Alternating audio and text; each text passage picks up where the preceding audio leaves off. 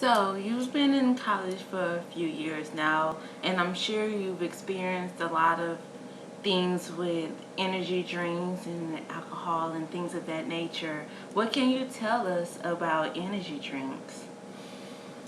What I come to find about most energy drinks is that they are not sufficient enough. They contain a lot of sugar and a lot of other additives that probably won't help you as the day goes along. What type of energy drinks do you usually consume? Let's see. When I do drink an energy drink, I choose Red Bull. I think it's the best one out of all of them. I think they were first, and more likely if they were first, they were probably the best one. So everybody took a page out of their book. Well, can you tell us about a time where you mix energy drinks with alcoholic beverages? Once I had a vodka and Red Bull, and it was quite good. Um, yeah, it was quite good. I wouldn't recommend it on a regular basis, but it's good. Try it. I'm a bartender. Have you seen any negative consequences involved with mixing energy drinks with alcohol?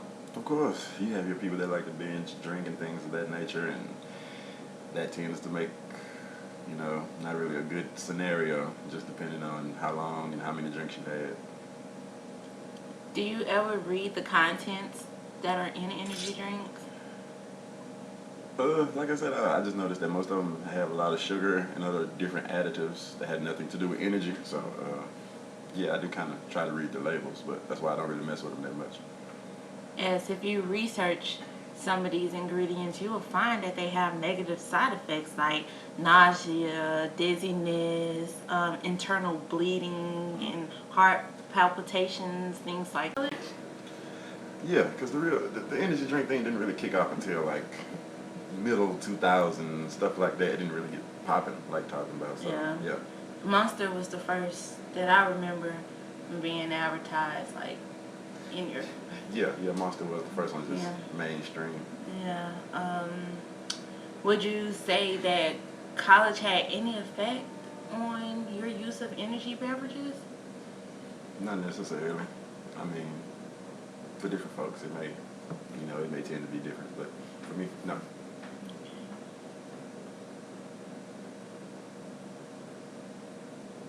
Have you tried alternate methods for getting that extra boost of energy? Um, as far as to get energy, these days, all I do is just make sure I get an adequate amount of sleep. Um, 6 to 8 I try to hours recommended. I try to make sure I don't have bad eating habits. Make sure I try to stay replenished with water and juice, things of that nature. No fried food, right? Yeah, try to stay away from the fried food. But it's hard. I'm from Mississippi, so it's hard. So, you know. Is there anything else you would like to add?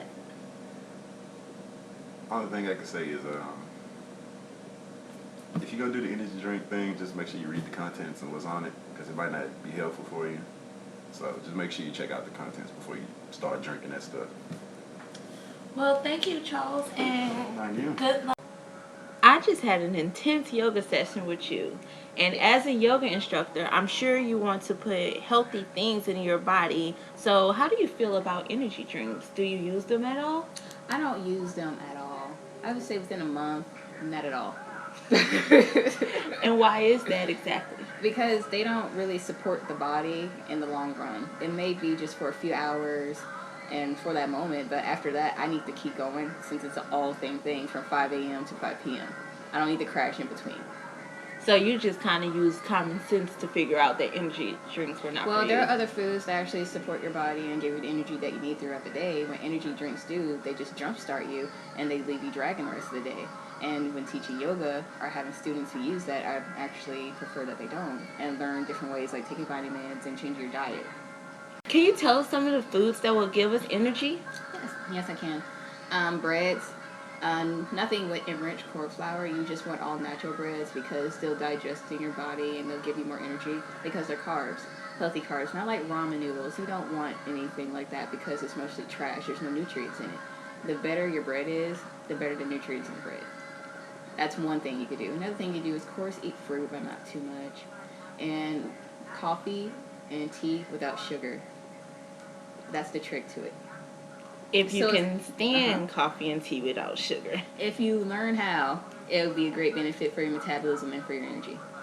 So when people say bread is bad, that's not true. It's not true. Excessive amount of bread is bad because you're not working it off. If you eat a lot of bread and you work it off, of course, your body is not going to retain it. Wow, that is awesome. Thank you for sharing this with us. You're welcome. Maybe we can apply to our everyday life and cut down on the use of energy drinks, because I know in the long run they can be damaging to our bodies. So thank you very much. Yes, just This is incorporate very better foods. informative. You're Thank you. welcome.